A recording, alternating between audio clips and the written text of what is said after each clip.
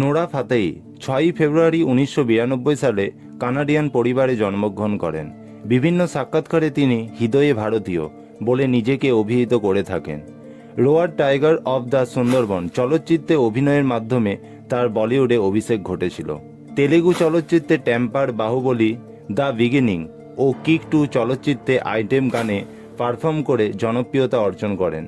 2015 সালে তিনি বিগ বসে প্রতিযোগী ছিলেন এবং 84তম দিনে তিনি প্রতিযোগিতা থেকে বিদায় নেন। সাকি সাকি ও দিলবর গান শুনলে কমর দলে না, হয়তো এমন মানুষ খুবই কম আছে। যে মানুষটা হিন্দি বলতে না পারা ও নাচের জন্য অনেক কথাই শুনতে হয়েছিল, আর আজ সেই বলিউডে নিজেকে জায়গা করে নিয়েছে। তাই আজ আসুন জেনে নিই সেই নোরা ফাতেহির লাইফ স্ট্রাগলের গল্পটা সম্বন্ধে। নোরা ছিলেন মাধুরী দীক্ষিতের খুব বড় ফ্যান। মাধুরী দীক্ষিতকে দেখে বলিউডে তার নায়িকা হওয়ার স্বপ্ন জেগেছিল। মাধুরী দীক্ষিতের নাচ দেখে বাড়ির সবার অলক্ষ্যে চলত তার নাচের প্র্যাকটিস, কিন্তু পরে তা বাড়িতে জানতে পারলে তাকে অনেক বকা শুনতে হয় এবং বাড়ি থেকে পরিষ্কার জানিয়ে দেয় পড়া শেষ করে চাকরি খুঁজতে। ছোটবেলা থেকে কেউ তাকে নাচ শিখিয়ে দেয়নি, টিভি দেখে নাচ শিখেছিলেন, আর সেই সময় তার স্কুলে অনুষ্ঠিত হয় একটি ড্যান্স প্রতিযোগিতা।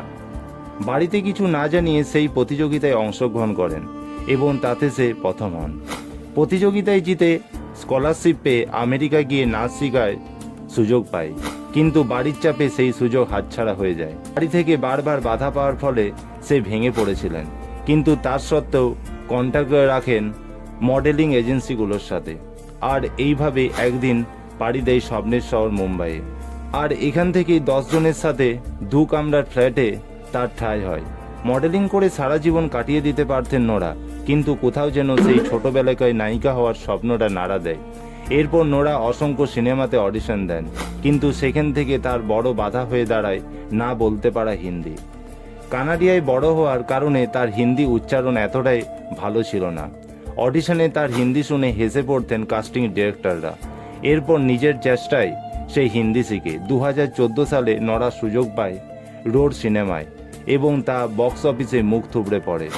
নোরা এখানেই ভেবেছিল তার বলিউড জার্নি শেষ, কিন্তু তারপর নোরা ডাক পায় বিগ বস থেকে, আর সেখান থেকে তার জনপ্রিয়তা উঠে আসে।